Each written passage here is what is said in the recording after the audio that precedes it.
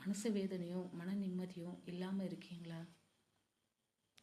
நான் சொல்கிற இந்த விஷயத்த நீங்கள் ஒரு 10 நாள் தொடர்ந்து பண்ணுங்களேன் போதும்.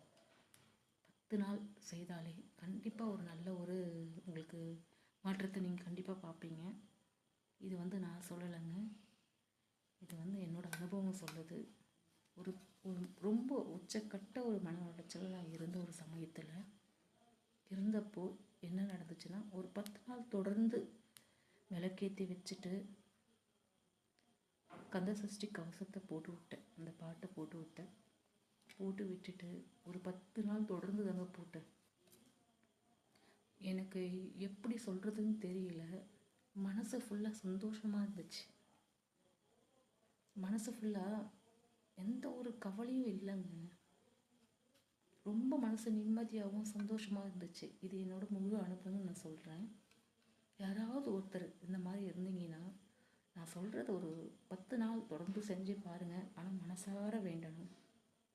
முருகரை சும்மா சாதாரணமாலாம் இருக்கிறது கிடையாது. அவரை மனசார நினைங்க, மனசார வேண்டுங்க. யாருக்குமே எந்த ஒரு தீங்கும் நினைக்காம, யாருக்குமே கெடுதல் நினைக்காம மனசை சுத்தமாக வச்சுட்டு அவரை நினைங்க. ஒரு நினச்சிட்டு அந்த பாடலை கேளுங்க. அவருக்கு முன்னாடி போய் உட்காருங்க, கொஞ்ச நேரம் அவர்கிட்ட உட்காந்து பேசுங்க. நீங்கள் மனுஷாளுங்க காது கிட்ட போயிட்டு பேசுறதுனாலையோ, மனுஷாளுங்க கிட்ட போயிட்டு உங்கள் பிரச்சனையை சொல்கிறதுனாலையோ தீர்வு கிடைக்குமான்னு கேட்டால் கிடையாதுன்றத உண்மை.